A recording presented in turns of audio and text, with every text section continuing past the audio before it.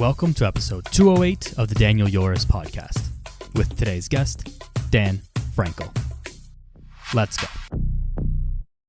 Welcome back to the podcast, everybody. Joined here today by Dan Frankel. Dan, thanks for being here, man. Appreciate you. Nice to be here. Thanks for having me.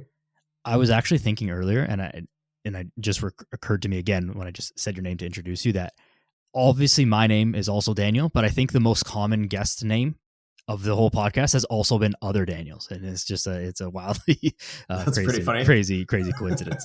And I grew up like in my class of elementary school and high school, like there was always multiple Daniels, so it's just a funny coincidence. But anyways, completely useless aside there. How are you, man? I'm pretty good. How are you? I'm very good, very good. We've been dealing with lots of snow lately here in southern Ontario.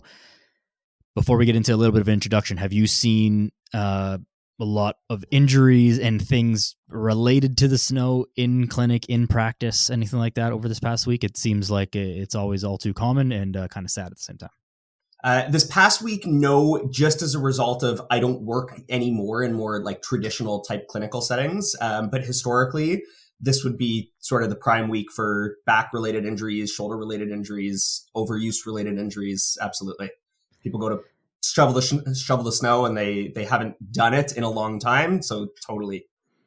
Yeah. Which is to me, it's always sad. It's like, yeah, we did get a lot of snow to be fair, but at the same time, like it's just snow shoveling. This shouldn't be like some crazy intense, like injury provoking exercise, assuming you don't like slip and fall or, something unlucky like that.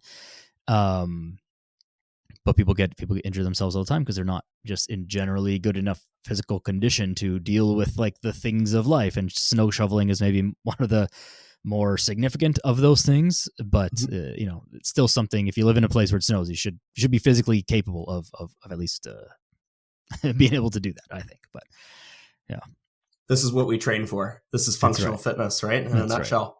That's right. So let people know who you are and what it is that you do. Yeah, so I am, by trade, I'm a physiotherapist and a strength and conditioning coach. I've been doing the latter significantly longer than I've been doing the former. I've been a strength and conditioning coach this is my 15th year. I started at 15 years old, which maybe I'll get into in a minute here. And I am on, I think, my 3.5 year of being a physiotherapist. Going back to when I was 15, I was kind of like just starting to get in shape. I was competing and training in gymnastics and trampolining specifically. And so I was doing some coaching of my local gymnastics club, and I got really into lifting weights, and P90X was like my first entry point into fitness, which might be dating me a little bit, but was a really great way to get started with exercise. I found I really enjoyed it. I started studying a little bit of exercise science in high school, went off to university. I was doing some coaching at the local CrossFit gym. All the while competing, training, and coaching in Olympic weightlifting as well, which is my bread and butter. And then as I sort of got into more and more different types of settings, varsity coaching, CrossFit coaching, I got a little bit more experience working with a wider variety of populations. I've worked with individuals as young as 3, as old as 92, I think is currently my oldest client, at any and all levels of fitness. People who are international level athletes, people who have never stepped foot in a gym before a day in their lives. And this is literally day one, moment one, and anywhere in between. And so as I started to go through the number of years in those various roles, what occurred to me was I didn't really have any information about how to deal with injuries. So I felt around maybe my undergrad university timeframe, if somebody came to me and they said, "Hey, I want to squat 800 pounds. I'm willing to do whatever it takes to get there. Can you help me get there?" From a strength and conditioning theory standpoint, absolutely. I felt very competent and capable to prescribe that knowledge and work with the individual. But I also started to realize that with goals that were that high achieving, injury at some point throughout the process is inevitable. And I didn't really know what to do when that would happen. And so part of the reason I went to go study physio was because I wanted to learn the ins and outs of injury management and just be a little bit more versatile as a fitness professional. One of the other reasons that I went into physio was because I started to realize that in the strength and conditioning world, sometimes it's like the wild, wild west of fitness. Somebody goes and gets a weekend certification and then all of a sudden they're a coach. And you know this just as well as I, like, just because somebody is the loudest voice in the room does not mean that they are the most qualified. And so I thought at the time, I'll go get this master's degree. I'll go get to, call myself a physio, and people will respect me, and then I'll have the necessary knowledge. And then as I got a little bit older and sort of stepped into this second phase of my professional career, I realized that, well, it's also kind of the wild, wild west just of injury rehab as it pertains to fitness. And so similarly, oftentimes people will defer to the loudest voice in the room rather than the person who is the most qualified to help. The credential certainly did help qualifying me, I guess, to some degree. But the other thing that it really benefited me was giving me exposure to more acute types of situations, seeing people when they had just gotten injured and working with them maybe pre and post surgery, which is an area that I hadn't really had much exposure to as a coach. And now I sort of blend and meld all of those areas together, working with people from pain and injury up to their baseline, and then well beyond their baseline up to high levels of performance. You and I had a conversation, what it was last week or the week before, and I think one of the common themes from that was like coaches are doing themselves a disservice if you don't, at least on a rudimentary level, understand the basics of injury rehab and prehab and prevention things. You don't need to be a physiotherapist. You don't need to be like an expert in these things, but you need to have a basic understanding of this because it's going to happen.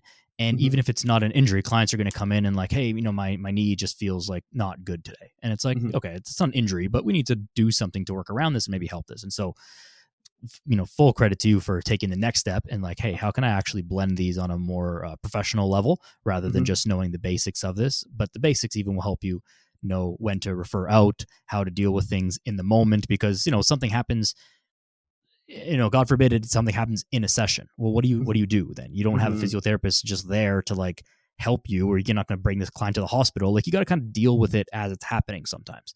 And so you got to kind of know what to do there. But just to back up a little bit, did you have, as an athlete yourself, did you have a lot of injuries that you kind of went through the process of injury rehab?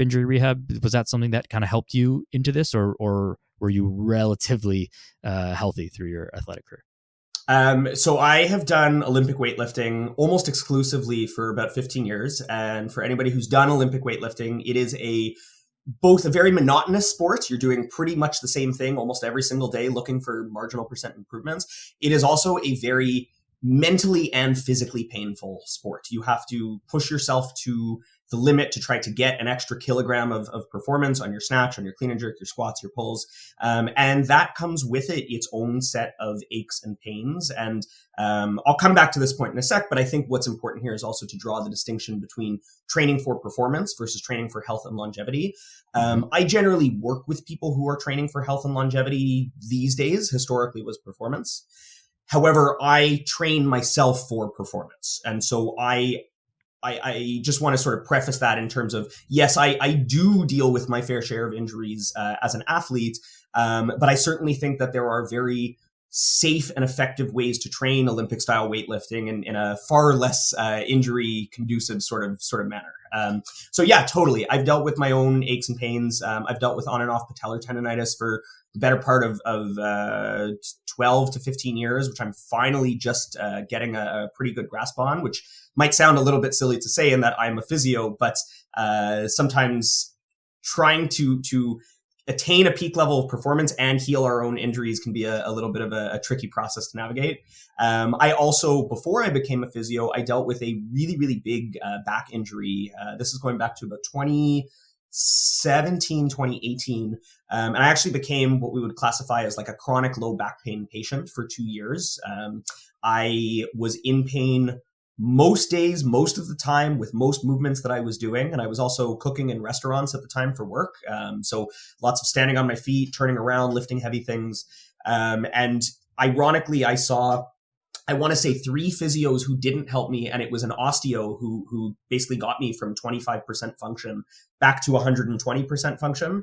And despite that, physio was the route that I ended up going. And so I think having gone through those injuries, it's really given me an appreciation for, well, what are the people who are coming to see me actually going through? I'm not going to understand every situation to an absolute T, but I certainly can empathize with the notion that when you're injured, part of your identity is stripped of you. You're going to lose your confidence, your resilience, your ability to participate in a high quality of life. And, maybe that means playing with your kids. Maybe that means being able to clear the snow out from your car so that you can drive out from where you're parked.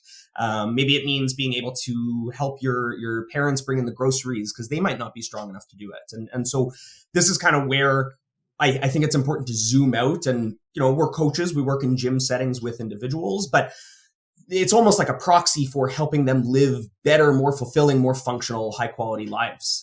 So certainly it's given me an appreciation for A, what are people experiencing when they go through injuries? And B, what are the sorts of outside the box type of thinking and strategies that we have to explore with these individuals to get them back to full function? That couldn't have been better said. I mean, especially as a young person who is a competing athlete, it is very much part of your identity, and partly because you don't have much of an identity yet because you're still young. You don't really know who you are, but you know that like, hey, I play this sport or I compete at this event or whatever. And then when that's taken away from you, you're like, oh, fuck, like now, now what do I do? I just like scroll Twitter and play video games. Like, this is not like, what do I do? No. So that's definitely a huge thing. But I think that, going further and just to add on to your point there, even if it's not injury, it's like, hey, I used to be the guy in high school who felt confident wearing certain types of clothes, or the girl in high school, whatever. Mm-hmm. And now I'm not because I've gotten out of shape and I just don't feel great, or, I can't go and play, run around the yard with my kids or whatever thing it is that like your body is kind of getting in the way, so to speak, of the rest of your life. And I think that's what we're really trying to get at for the vast majority of people. It's not about being a world-class Olympian athlete or being a supermodel or a bodybuilder or whatever. It's just about like, hey, let's just solve this fitness problem, like so that your body doesn't get in the way of your life and it actually facilitates you being able to do all of the things that you would possibly enjoy in your life. And so having gone through that process, I mean, even myself of injuries and whatnot is absolutely like a massive advantage if you can say it that way. Like it's I can tell by your expression there that like all that pain and all that shit was definitely didn't feel like an advantage at the time, and it definitely didn't feel like that for me either. But in hindsight, having gone through it, like you take the good from it and you learn a lot from it. And now in our careers, it has obviously helped a tremendous amount in just like, dealing with the experience of that. Mm-hmm. So I think in general also it serves as, like you said, it's not ideal to go through it in the moment, but it serves as an exercise of doing a hard thing, accomplishing and getting through a hard thing. And when we do hard things, it makes the other less hard things seem even easier. And that's outside of fitness in general. If I can get through this, what else can I get through? What else am I capable of accomplishing because I am strong and resilient and capable and, able to do the hard things, so to speak. In your back injury specifically, now, of course, we'll just caveat this by everyone's back injury is different. Everyone's different and all that stuff. You said you went to a couple of different physios and whatever it is that they did or had you do didn't really help you. Mm-hmm. And then you went to an osteo and whatever they did helped you a lot. What did you do differently that was the game changer for you? And, again, this may or may not work for someone else, but how did it work out in your experience? Absolutely. Yeah. So we're about to unpack a whole lot. So I got injured attempting it was like a 97% of my max snatch. I actually made the lift, but as the bar left the ground, I felt something like pop or give, and I made the rep, I put it down, and I took one step, and I was like, yeah, something that did not go well. I spent the rest of the day lying in bed. And so I think here I'll take a moment to recognize like what happens following an event like that. So you think, hey, I hurt myself. I'm going to go, and this is my personal experience. Maybe this will apply to some people. Maybe it won't. I'm going to go lay in bed. I'm not going to do anything. Ow, it hurts. So let's rest. And again, this all happened 4 years before I became a physio. So the way I would tackle things now is maybe a little bit differently, and maybe we can get to that afterwards. Mm-hmm. But I went and laid in bed. I rested the rest of the weekend, and something kind of funny happens when we don't move a whole lot. And we get what I call like the vicious cycle with regards to pain and sensitization. Ow, it hurts, so I'm going to move less. But because I'm moving less, I'm even more sensitive to movement and motion in general. Mm-hmm. So it creates this rapid cycle that goes around and around, where if we continue to just rest, long-term, our muscles atrophy, we become deconditioned, we become more fearful of movement or motion in general. And so that was what I initially did. It was probably, if I had to guess, I took maybe a week off. I was still working in the restaurant. Everything hurt. And so it was a lot of, okay, well, my livelihood depends on me continuing to be able to move. So I'm going to muster through the pain. But the more rest that I can take, the better, because that means my broken body will heal. So I didn't train at the gym. I took a week off, showed up after a week, and I was still in quite a bit of pain, which not only was it hurting, but it was also frustrating. So mm-hmm. I was mad at the fact that I couldn't participate in training to my normal full extent. And now what I would recommend is, we start with a gradual approach. It's something that feels sustainable and tolerable. And maybe that's very basic level movements. We can kind of get to that piece later. But for me, I figured, okay, well, I hurt myself on maybe it was a 104-ish kilo snatch. Okay, well, I'll just snatch like 20 kilos, 30 kilos, not realizing that was actually well above what my baseline was at that point in time. And so that produced, again, like 11 out of 10 pain. I went home the next day, super sore, super painful. It was almost like the perfect storm was coming back to hit me a second time. And so after about a week and a half of that, I said, okay, I got to go see a physio. So I went to go see a physio, who, I have to preface, their intentions were great. They did try to take the time to understand my sport and my sport demands. They had worked with athletes before. And so I was given some basic exercises, sent on my way, told to follow up in a week. And I kind of went through this up and down process for the first couple of weeks where I saw the physio. They gave me some exercises. The exercises were challenging and fatiguing and not excessively painful, but I wasn't really given two things. One is I wasn't really given a sense of what is the reasonable and appropriate amount of pain that I should or could be pushing through versus, hey, maybe this is a little much and we should hold back. Mm-hmm. And the thing that I didn't really get a sense of was, where were we going with this plan? Where was the physio taking stock of where I was, and what direction were they trying to send me in, and what sort of timeline did they have for me to get there? And that's going to look different for every person in every context and every injury and based on every rehab approach. But because I was missing those two things, even though I was probably making progress and my tissues were healing, I still was in pain. I was still fearful of movement. I was still frustrated with movement. And this kind of brings in the psychosocial elements of things. Beyond the fact that my tissues from a biological standpoint were likely to be healing, certainly they were healing, time was passing. My mental capacity around my injury was not improving. I wasn't learning how to take control, take an active approach in my recovery. I was just thinking, oh, well, the physio is the expert. I'm just going to do the things that they say. And I guess it's okay that I don't have a plan. And around the 5th or 6th visit, I said, okay, I'm not getting anywhere. So I tried a second physio. Similar idea. Let's say now I was back to 35% function, a little bit better. Pain was a little bit lower. I still had pain all day, every day. Training at this point in time we had regressed to just using machines, which I think was a good strategy at that time. The motions were a little bit more controlled. The speed of the movements I was doing was much lower. I still was probably pushing the weight a little bit more than I should have, because going back to this identity piece, I'm a weightlifter. Mm-hmm. I should be able to lift a lot of weight. I should be able to move barbells and machines and weights in fast, dynamic manners. And so probably was pushing a little bit beyond what I should have done. Went to the second physio. Again, they gave me some fatiguing exercises, some motor control, bird dogs, pelvic tucks, bridges with holds, and we were just increasing the volume of those movements. So doing more reps, holding for longer, which I think are great strategies. And maybe we'll come back to that a little bit mm-hmm. later.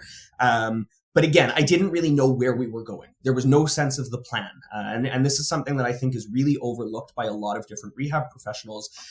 The person comes to see you and it's like, okay, great. Here's what we're going to do on day one. I'll see you in a week. and the client you're working with probably has the question of, okay, but what are we going to do at session 2 that's different than session 1? What should session, if you're asking me to come for 10 sessions, what is that 10th session supposed to look like? How are we measuring progress? And these things, unfortunately, either weren't communicated to me outright or weren't communicated to me in a way that resonated with me. It's probably a combination of both. I have a pretty short attention span. If somebody doesn't say something that jives with me in the way that it registers with me, I might not take in that information to the best extent that I should. So Sure. I'll still give them a little bit of credit. The second physio where the sessions ended up transgressing to was the third or fourth time I saw them, I was being handed off to a student physio. And this is something that happens sometimes in private clinics. And this is an experience I had as a student where I'm being asked to take on some of my physio's caseload and their patients. But that meant that I also had less face time with the physio who was supposed to be overseeing my care. And as a result, the knowledge base that I was able to tap into was significantly limited. All the power to the student. They meant as well as they could have, but I just don't think that they were experienced to deal with the severity of the injury that I had and the fact that it had been going on now so long. And I still didn't really know where we were going or what we were doing. So there was a bit of a manual therapy approach. We used some TENS, like throw the electrodes on the back, get the muscles to settle down, which now I really don't advocate for unless it's like the 0.00001% of circumstances. And so I got frustrated with that second physio. And then I continued another 5 or 6 months of, I'm going to do it on my own. I'm going to train with machines. I'll try to do some light technical work in the snatch and the clean and jerk, just use the barbell, not really load up the movement. I got massages here and there. I definitely was starting to take more of an active approach to my recovery. And as the months went on, we're probably around month 8 to month 9 now, maybe month 10. I had started to do a little bit of lifting, but it was really, really, really painful. And so something very unique happened here. As I was around that month 10 going into month 11, and I started to increase, and these are approximate timelines, and I started to increase the weight that was on the bar, the way that my body created mechanical tension, the way that I moved through the rhythm of the movement that is the snatch and the clean and jerk, and the squat and the deadlift, which are much higher skill-based movements compared to like a pec fly or a leg press, where sit in machine moves one way back and forth. Right. These are, they're not dangerous or inherently unsafe exercises. They just require more skill. And so we have to learn how to contract muscles in a very rhythmic and specific fashion. And what I found was that as I was going back to these movements, because I was in pain, I wasn't moving the way my body was supposed to be moving. And so the best way that I can describe what this looked like is that on the snatch or the clean, when you stand up from the bar being on the ground to getting it overhead or over to your shoulders with a clean, it should be a pretty fluid and smooth motion. The bar comes off the ground, the bar moves faster and faster as you extend into a standing on your tippy toes position. The bar flies up overhead or to your shoulders. What was happening for me is I was bracing too much in my trunk. I was trying to create as much tension as possible, really to protect the area so that I wouldn't feel as much pain, because the more muscles that were active, the more stable I felt. And so I would essentially deadlift the bar and then kind of reverse curl it into an overhead position or up to my shoulders. And I remember a day, this was around month, we're going now 13, 14. I just was lifting with shitty technique, for lack of a better term. But I was still getting a little bit better. And so I was like, okay, fine, I'll trust the process. I'll keep going. I didn't really have a whole lot of funds available for further rehab. And so I was just sort of putting up with the pain. And around the 13th or 14th month, we hosted a competition at my gym. And I figured, okay, you know what, like despite how low my numbers are going to be, it's time to get back onto the platform, which was good in some regards, like just to sort of overcome the mental barrier, but maybe was a little bit of trying to overachieve in the sense that I really wasn't ready for it. And I remember stepping up to my first attempt snatch, and I was lifting 55 kilos. I had yellow plates on the bar, which for some people that might be a lot, for some people that might be a little. My snatch that I hurt myself on was 104 or 5 kilos. So like effectively double what I was showing up to lift at the competition. And I, in my mind, I'm a weightlifter. This is my identity. So I was supposed to be able to showcase that I am capable of performing a snatch, making it look good. And it just didn't. Like I made the lift. I got 3 white lights, but the movement looked terrible. And I felt kind of bad about that. Like, I'm supposed to be able to do this and I can't do it. Something is still wrong. And so in the week following the competition, I got a referral to an osteopath who happened to have worked with Jeannie Lassen, who's a two-time, I believe, Olympian from the Yukon in Olympic weightlifting. And this osteopath like changed my life. I have never had a rehab experience like this. She took the time to listen to me.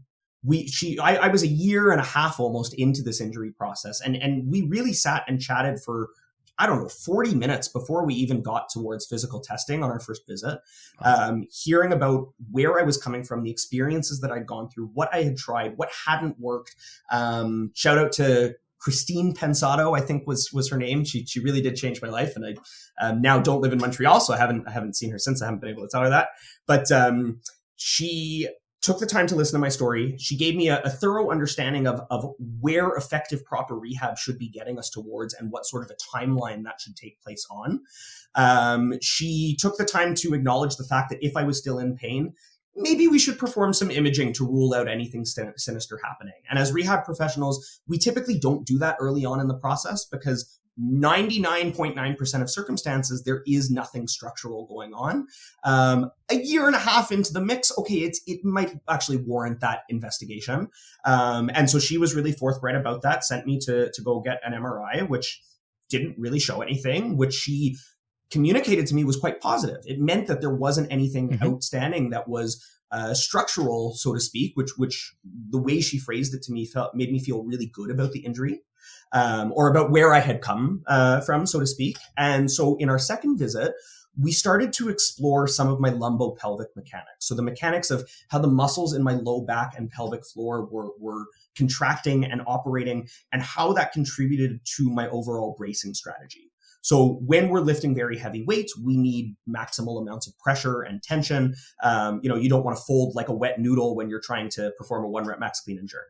And what seemed to be happening is that when I was trying to brace and stabilize, this was a learned pattern. And I'm going to talk about this learned piece in just a moment. I know this is very long-winded, but hopefully this gives a good explanation. Keep going. When I was trying to create as much tension as possible, we sort of have a couple different areas in the trunk. We have our front side, lateral side, back side muscles. We have our diaphragm on top. And then underneath, we have our pelvic floor. So it's kind of like having a barrel. We have the top of the barrel, we have the bottom of the barrel, and then we have the all around of the sides of the barrel. I was trying to pull in as much tension as I could from up top. So contracting my diaphragm as hard as I can, take a deep, big breath. I was trying to squeeze my low back as much as possible.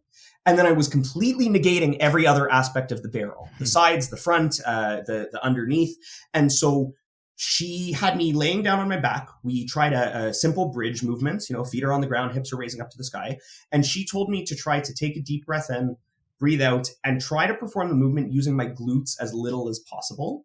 And to try to think about contracting my pelvic floor muscles. There's a little bit more that went into this feedback strategy, but essentially she was trying to get me to understand that I had no sense of being able to contract my pelvic floor. When I thought pelvic floor, all of a sudden my glutes would just squeeze as much as possible. And so all of a sudden these light bulbs start going off of, oh, not only am I in pain because I'm trying to have the wrong muscles work too hard, I have no sense of how to contract the right muscles, quote unquote. And so we started a very, very simple exercise that came from Stott Pilates' approach. She was also a Pilates instructor, which is one of many tools. It just happened to work for me in this context, where I was learning how to take casual, simple breaths in and out, lying on my back, on my hands and knees in a variety of positions, and learning how to create a light contraction in my pelvic floor and keep my glutes as relaxed as possible. And what that was teaching me was, how do I pull up the bottom of the barrel without turning on the sides of the barrel and the top of the barrel as much? And so we try this exercise, then we tried in a couple different positions. So learning how to take that motor patterning and apply it to different contexts in the raised position of a bridge, standing on one leg, in the bottom of a squat. And so this is over the context of our second to third visit. And so in the third visit, she gives me the green light. She goes, okay, I want you to go for a set of 5 back squats with pain at 3 out of 10 or below. See what you get to. So we have some thresholds there for what's appropriate with activity, what's not, which also was missing from one of the other physios.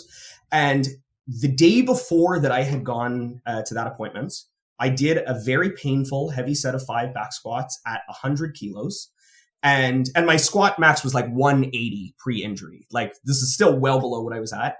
We go through the third visits. I learn a little bit more about how to contract these muscles. I'm practicing them day in, day out, like 5 times a day. It was very low level rehab, but I was starting to strengthen the connection between my brain and these muscles. Mm-hmm. And then the day after that visit, she goes, okay, go squat heavy set of 5, or heavy relative set of 5 within the confines of pain 3 out of 10 or less. And I completely changed my bracing strategy. And incorporating the changes that she had suggested and we were working on, I squat 135 kilos for a set of 5. Like 35 kilo difference in 5 days time, 4 days time, with a ginormous decrease in pain. And so immediately I'm like off to the races. Like I'm starting to learn here, okay, well, these are the muscles I'm supposed to use in this movement. It's okay that I've taken a step back in order to move forward, which hadn't really been acknowledged before. And then from there, it kind of became a bit of a straightforward process. There was still a little bit of pain. I had an understanding, though, of what was appropriate in a given session. When do I want to sort of put the brakes on? How do I want to think about bracing and use my muscles in a manner that gets that bracing strategy a little bit more automatic? And then when can I take stock of, oh, we're doing this the wrong way, quote unquote, or so to speak. Let's switch gears here. And so there's a really important analogy that I want to sort of tie this home together with. And the short story of the rest of it is, now I'm about the strongest I've ever been. I don't think about my back at all. I've had a couple other back tweaks here and there over the years, and I've bounced back pretty quickly, like within a matter of days to weeks. But the analogy here that I want to tie this home with is this. I tell this to a ton of my patients. We all have a friend who has been bit by a dog before, and they are afraid of dogs. Right? They maybe this happened when they were 3 or 4 years old. And let's say you were that person and the two of us were walking down the street and we saw a dog walking from 500 meters away. I love dogs. I'm going to be like, oh my God, that's the cutest, fluffiest doggo in the world. I want to go pet it, whatever. Let's say you've had this negative experience with the dog. Well, what's going to happen? Your heart rate's going to beat faster. Your palms are going to get sweaty. Your hair is going to stand up on end. You're going to have a real physiological reaction as a result of a totally non-threatening stimuli. And the reason that's going to happen is because our history changes our lived beliefs and our attitudes towards not just physical activity, but in the context of here, physical activity, movement, exercise participation. And so this goes beyond injuries, right? Like, fair enough. If I get hurt, I might be less willing or interested in doing that same movement again. But if I have a bad experience in the gym, if I have a bad experience with a trainer, if I have an intimidating experience where somebody, kicked me out of the squat rack at a gym that it was my first day on, it's my first time ever training, like, I'm probably not going to want to go back, or at least not to that location at that time. And so I think that it is really, really important, if we're trying to meet the people that we're working with where they're at in order to take them where they're not, or we're trying to improve as the individuals who are participating in this process ourselves, we can't ignore the things that we've gone through, because those lived experiences in that history is going to change us and change how we move forward and influence the approach that's best for us. So that's my spiel. No, 1,000,000% accurate with that. I mean, people, like, lots of people have been, probably the most common is like knees and back. And then I'm sure you've heard this a million times and will hear a million more, as have I, but it's like, I have bad knees, so I can't squat. It's like, well, someone told me that when I hurt my knees, it was because of the way I was squatting. So now I don't do squats anymore. It's like, okay, that is an example of what you're talking about, where it's like, you're afraid of this movement because something happened in the past, but that's not really the thing. Like, the squat itself it's not threatening, right? We just got to do it properly. And to bring this back to one thing that you were talking about in that whole story that I really want to highlight is that we can be given exercises, and this can be in the context of a rehab situation or just like general lifting, where exercises don't necessarily mean all the same thing. If I do a bird dog and you do a bird dog, they can be very different things. And so we know that a bird dog is a quote unquote good exercise for working on your core and maybe dealing with some back pain. But if we do it two very different ways, we execute the movement very differently, well, they're going to have very different effects. And that sounds incredibly obvious to say it that way, but far too often will people say, oh, you want to do X? Well, then do that exercise. Mm-hmm. And that's only part of the answer. I think people oftentimes, and trainers included, think about exercises as like body part equals exercise. And it's just like a Rolodex of things rather than thinking about actual movement patterns. Okay, I need to train this person's bicep. I need to train this person's core. What is an exercise given their structure, injuries, pain level, experience level, et cetera, that is going to get the desired outcome, not just bird dog equals back pain, because that doesn't always mesh up. And sometimes you'll get people, hey, do a bird dog, and it'll actually make the thing worse. And then someone else, it'll be the same type of injury and it'll make it better. So what's happening there? It's movement quality, not just like remembering names of exercises. And this is probably partly why, obviously there's more that goes into it, but partly why you didn't have great outcomes with those first couple of physios, where, as you said, they're giving you exercises, handing you off to the junior staff, and then it was just about increasing volume. Okay, great, you did 10 bird dogs, we'll do 12 next week. So you referenced it earlier. Can you talk a little bit about that? Like, what are some of the drawbacks of this only increasing volume in rehab exercises and maybe not looking to either progress the exercises or increase load and intensity and some of the other parameters that you might look at increasing as someone improves their pain or their injury? Okay, I'm going to give you another analogy and then we'll tie it back to the exercise piece. Yeah. So the analogy here is, let's say I wanted to become a quantum physicist, which I have virtually no interest in doing whatsoever. Where would I start? I would start with grade 1 math, and then I would go to grade 2 math, grade 3 math, grade 4, etc. Work my way up to high school, undergrad, graduates, PhD, etc. If I start at grade 1 math and I only ever do grade 1 math, and then I do more and more and more and more of grade 1 math, it's not going to get me anywhere. I'm going to be really good at grade 1 math, but I need to do grade 2, grade 3, grade 4, etc., all the way up to undergrad and graduate level. And so, yes, we want to find the entry point. Maybe for some people, that entry point is grade 6 math or grade 12 math. You know, who cares? I'll bring it back to the fitness piece now. So we have to meet people where they are at. And that's where having that's where the benefits of having a comprehensive assessment and evaluation come into play. When somebody comes in to see you the first time as a coach, as a rehab practitioner, it doesn't really matter in terms of the role that you play. The question that's overarching is the same. Who is this person and how can I best help them? Where are they coming to me from? What is their baseline physical function? What's their injury history? What symptoms do they experience with movement? Okay, what movements? What things have they tried pertaining to those movements before? So let's talk about the bird dog as an example. You said something really important, which is something around the idea that the outcome is based on the approach that we have with the movement. So I could take a bird dog and I could say, well, I'm going to go, one leg, opposite arm, reaching out into the air. I'm going to work on core stability. Or I could take a wrist cuff, put it on my wrist, and I could do an extended hold. And all of a sudden we're doing shoulder endurance. Right? Or I could draw circles with the arm, and now all of a sudden that's shoulder proprioception. And it's like, we're going to have multiple outcomes with multiple things, and we can address shoulder proprioception and endurance with other exercises. It doesn't have to be that specific bird dog variation.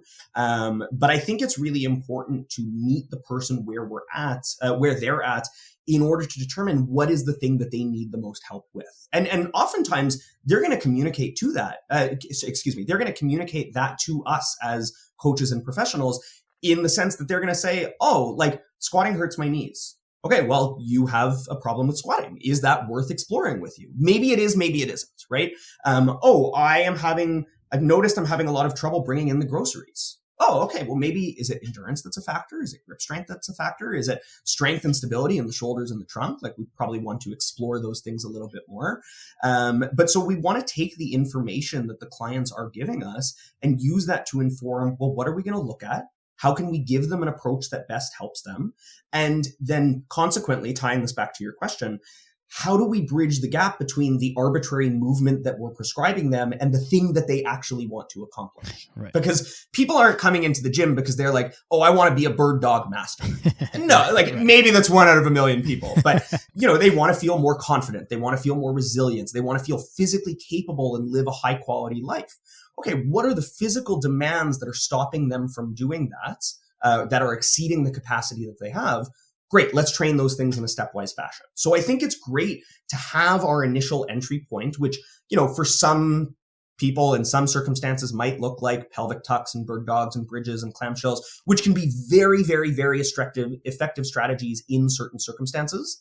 But then the question is, as those things get easy, where does it lead to? When I've mastered grade 1 math, okay, I have to do grade 2 math. I have to do grade 3 math. And so sometimes the analogy, I'm full of analogies today, but sometimes the analogy that I'll give to people is like, let's say they want to squat 200 pounds. They've never squatted a weighted implement a day before in their lives.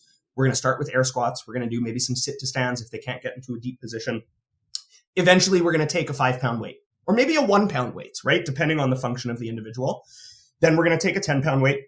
Then we're going to take a 15-pound weight. And so what's going to merit making a progression is a bit of a different conversation. Are they safe? Are they stable? Are they symmetrical? Do they feel confident with the movement? Do they know what they're doing? Can they perform it without as much external cueing?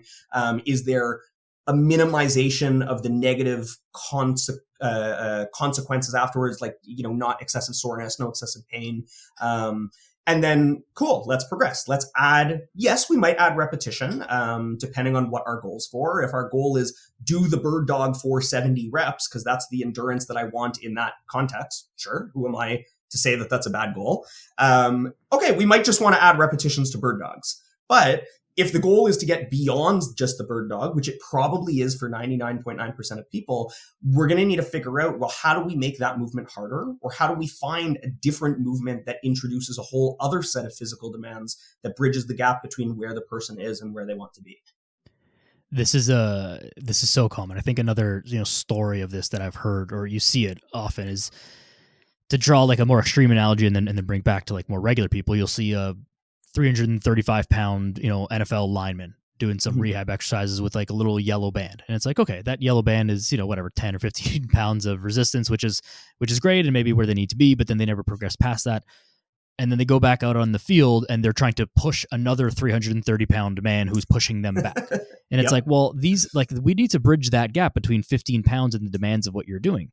And now, most people listening to this are not NFL linemen and whatever, but you're doing the 70 reps of bird dog, which is some lesser percentage of your body weight. And then you're trying to do normal life things like bringing in the groceries, which your groceries weigh, more than your arm. You're trying to put your luggage up in the plane above the thing, which is, 25 pounds, whatever a carry-on weighs. Like there's things in your life that weigh more than just your body weight or just these very simple exercises. And I think a lot of people do themselves a disservice, especially people who have been injured. I don't lift anything heavy. Well, you do lift things heavy because you live your life. You just don't, might not lift weights that are heavy, but you do lift things that are heavy. And you do,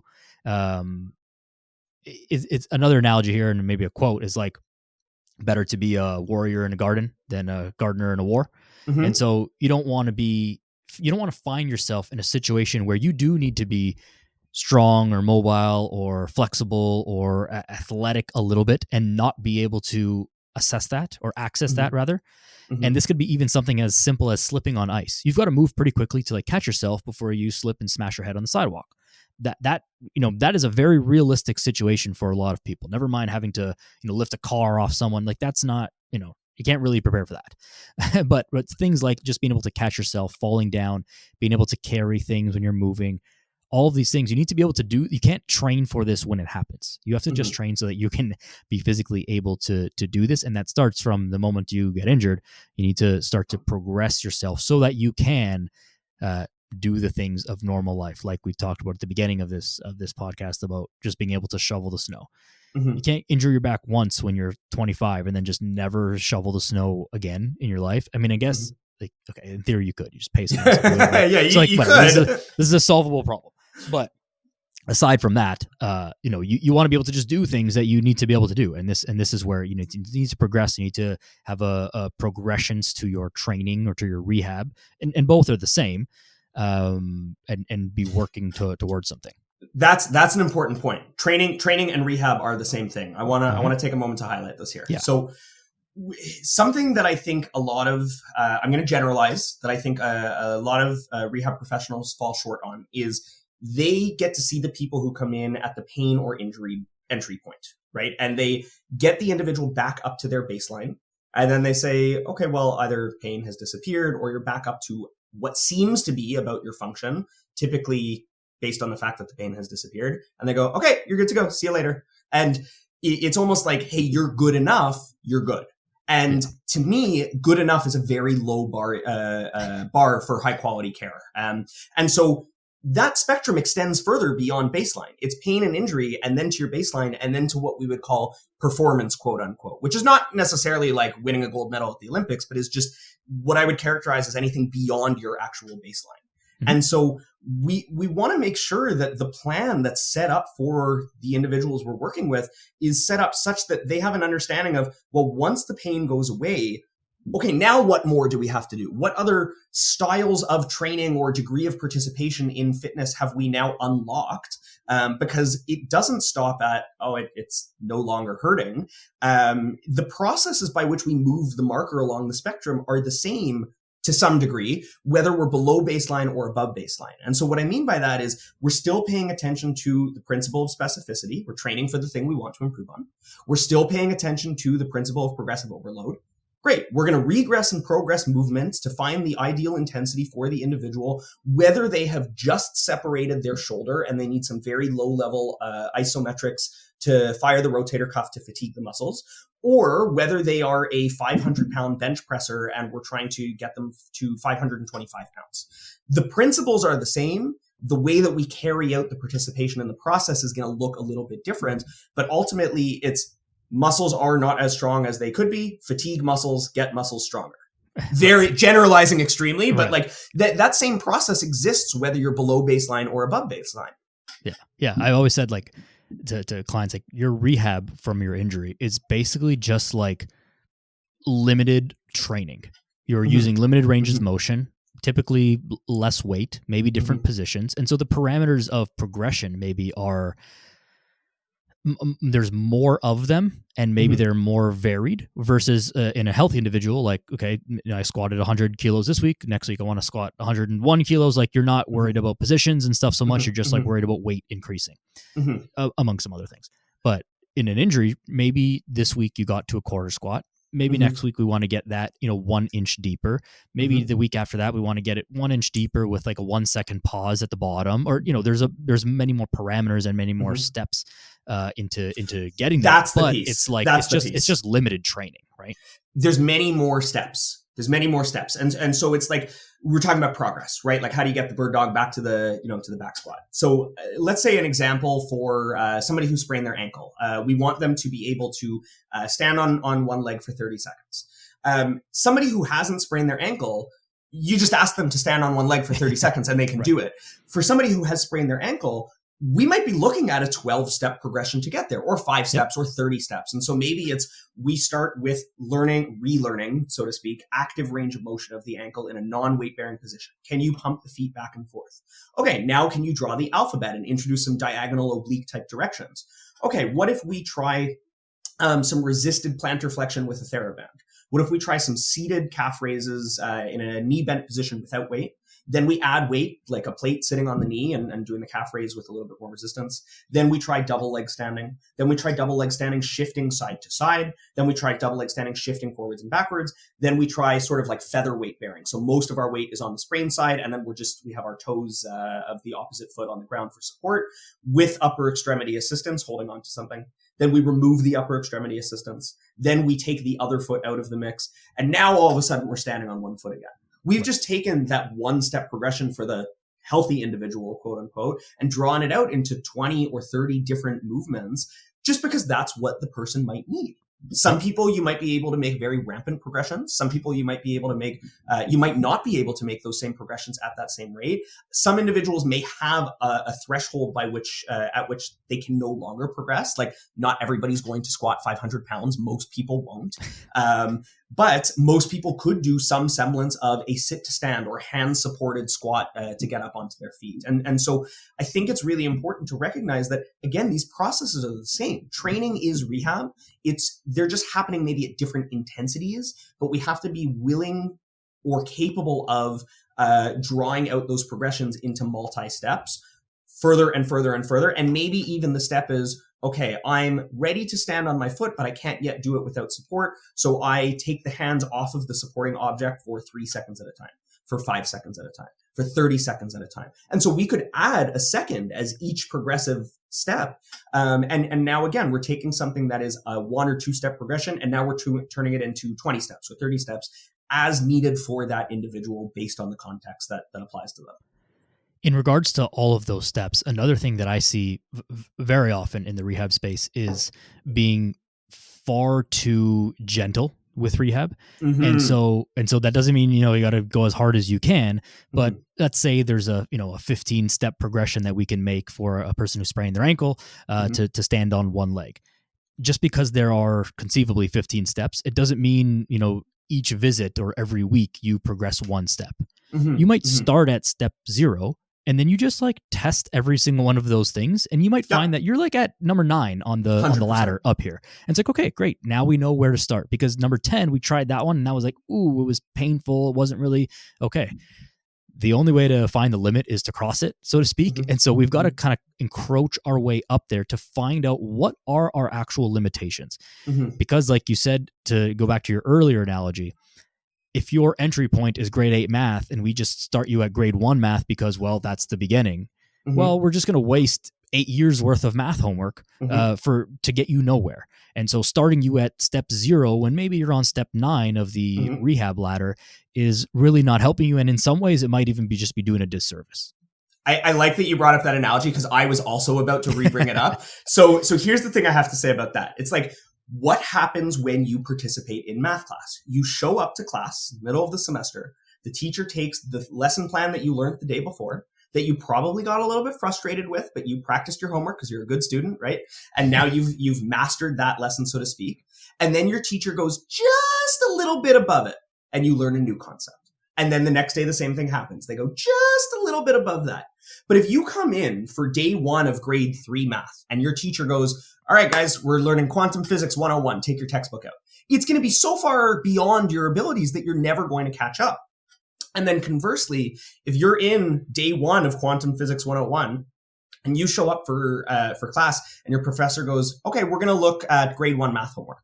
It's so far beneath you that it's going to take years and years and years to get to the point where you're at. And so this really comes back to this underlying philosophy that I have, that you have to meet people where they're at in order to take them where they're not. We have to get a good sense of what is the extent of our physical capabilities. And if we have goals that are beyond those abilities, which hopefully we do, hopefully we all have goals that we're trying to achieve, that's going to require, those goals are going to require us taking subsequent steps forward over and over and over again as we climb the metaphorical mountain. It also plays into and I say use the mountain analogy there, but it also plays into the whole psychological aspect of this as well. Mm-hmm. If you are, again, at that grade 1 level, but you're entering at that grade 1 level, but you're really at grade 8 or grade whatever, you'll be so bored with the process because you're also not realizing improvement at a fast enough rate that you're more likely to give up on the process or just think this is not working for me. Versus if you enter at the right moment, you can actually notice the progress that you're making and feel good about that. And therefore, you're going to stick with it longer. And therefore, you're going to actually improve. And this is even outside of the whole injury context. If you just don't train very hard, but you want to get a 6-pack and get super strong and you're just not training at the level that you need to be training, well, of course, you're not going to be making progress in the right way. And then what happens? You say, gym doesn't work for me, or that workout program didn't work for me, or that, you'll blame something else. And really it was the way that you were training. And of course you didn't make the progress you were making, versus if you had trained with the correct intensity, you're using the correct programming and whatever, you would actually make the progress that you were trying to make. You'd feel good about it. You'd see the wins stacking up on a daily, weekly, monthly basis. And eventually you'd get where you're going and you'd feel good about it because you stuck with it long enough to see it through. Versus hey, man, this is too easy. I'll just I'm just not interested and I'm just not going to do this here. Sometimes people get surprised when I provide them the notion that training is supposed to be fun. And they're like, what? No, it's not supposed to be this grueling, exhausting process all of the time. It should be hard if we're trying to progress, but we also need to make sure that it works for the individual. And so you bring up adherence. I think adherence is a really important point to talk about.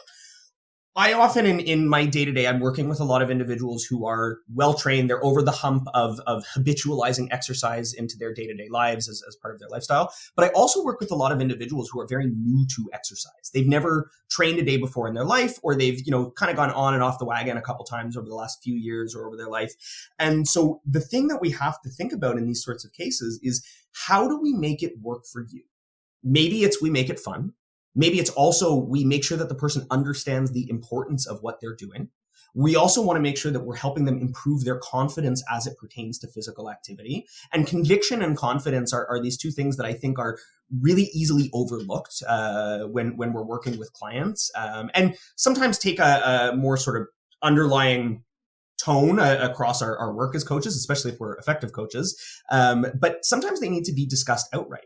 How do we make somebody feel better about the thing that they're participating in, such that we're providing them the tools and the strategies to be able to replicate exercises on their own, to feel confident walking into a gym? Oh, I know how to use the squat rack. I know how to use this machine because now I've done it 3 or 4 times and I've learned when and how to increase the weight and what's appropriate.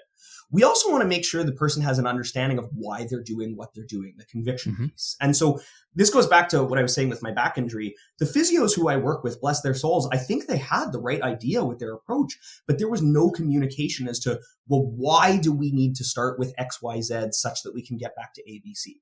And because that wasn't communicated to me, well, I didn't have any appreciation for the process. And so if we want to make sure that the people that we're working with are adhering to their plans and are successful, they should have an understanding of why the thing they're doing is important and relates to that overall plan, why and how it's going to increase their confidence and let it actually foster their confidence. And then again, it should be engaging and fun. Like, we want to explore hard things. We want it to make sure that it's not only and ever hard things at a 10 out of 10 intensity, such that we get burnt out or we risk injury or we, lose our joy for the process. But if we're really trying to make fitness as a lifestyle, as something that we practice and preach and participate in. And, going back to this identity thing, I am somebody who does fitness.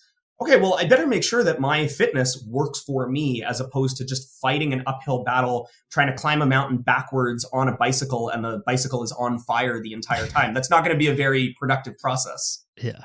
This really goes back to the whole training for performance versus training for general lifestyle and health kind of concept.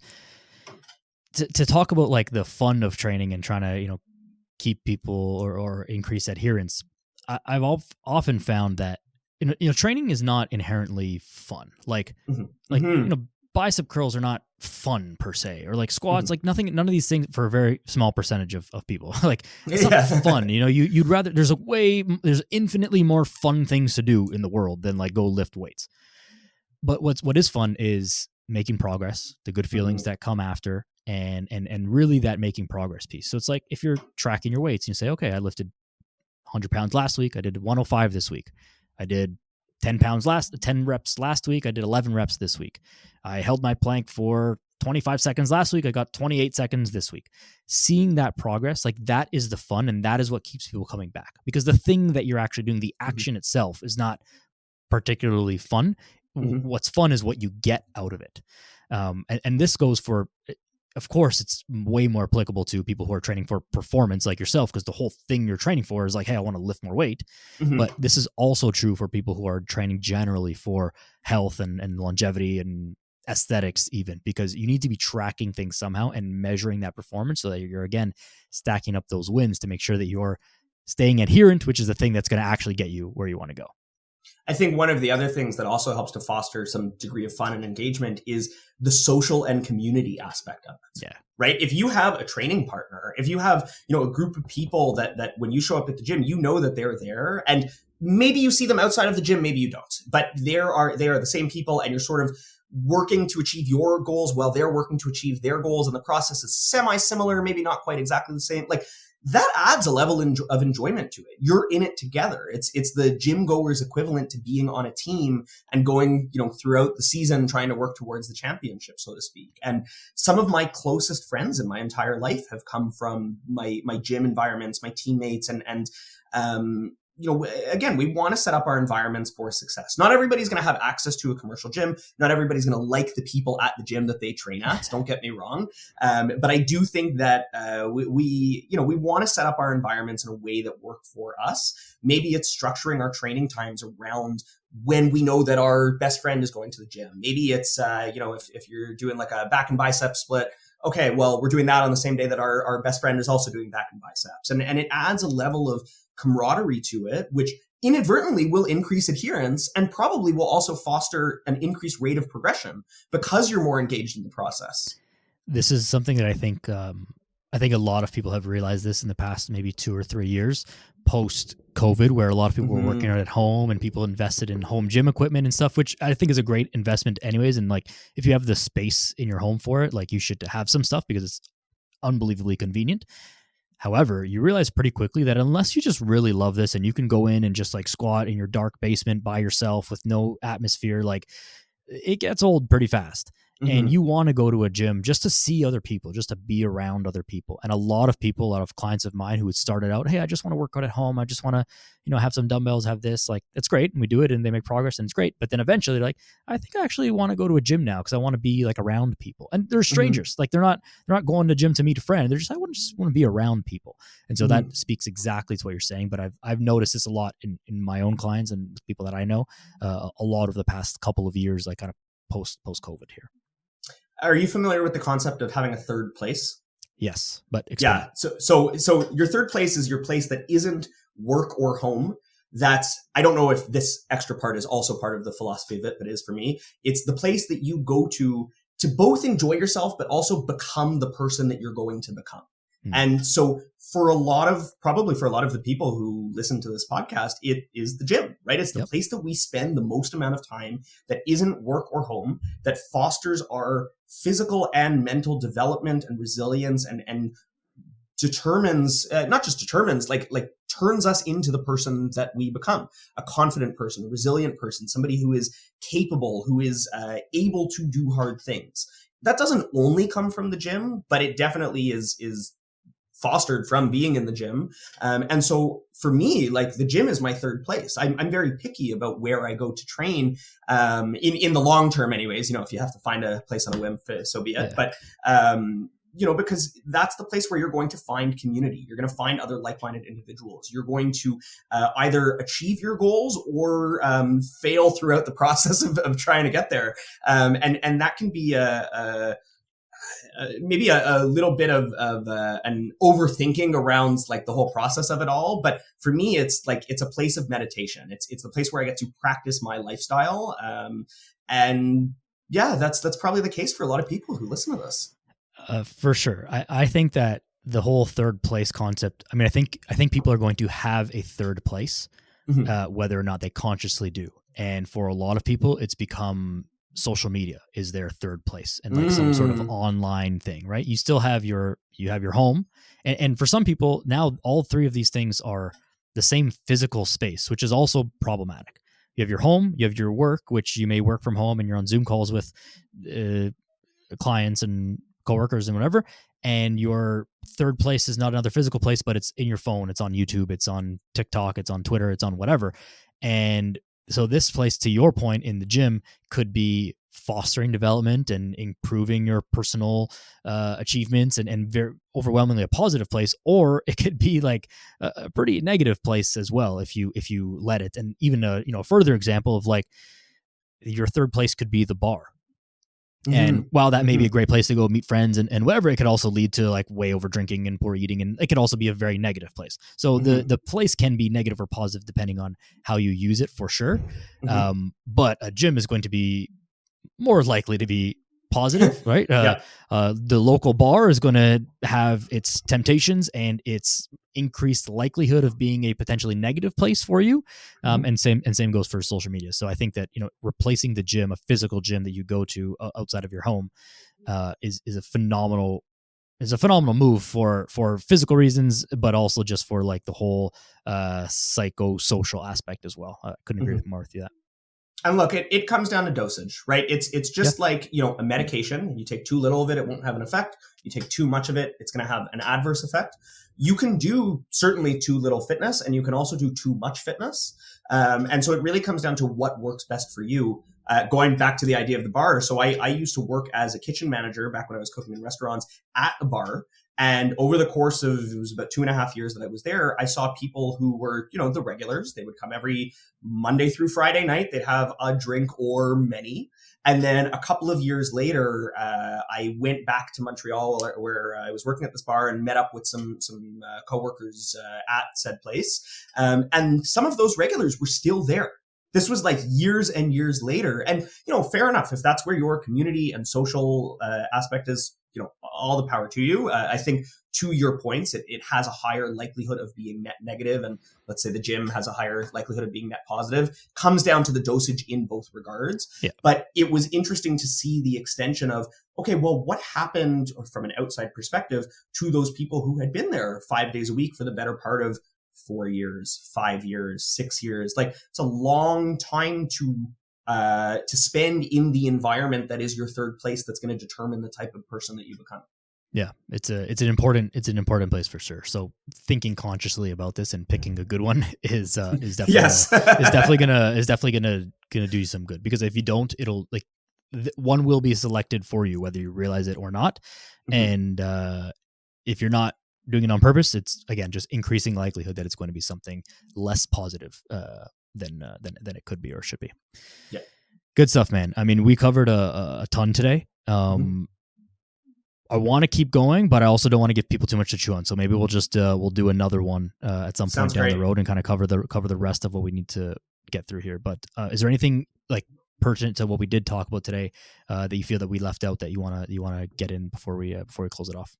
I think I'll leave your listeners with two things. One is that I think strength is for everyone. It's for all individuals of all ages at all levels of experience. And the second is that if you are dealing with an injury, your best is not behind you. There is a way forward, and it really comes down to having the right plan in place that helps to get you back to where you need to go and beyond. There are plenty of very high quality rehab professionals and strength and conditioning coaches out there.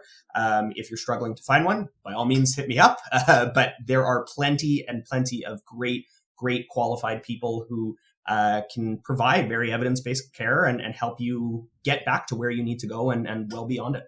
Amazing. Great message there. And where can people get in contact with you if they want to? What are your, how can people get in contact with you?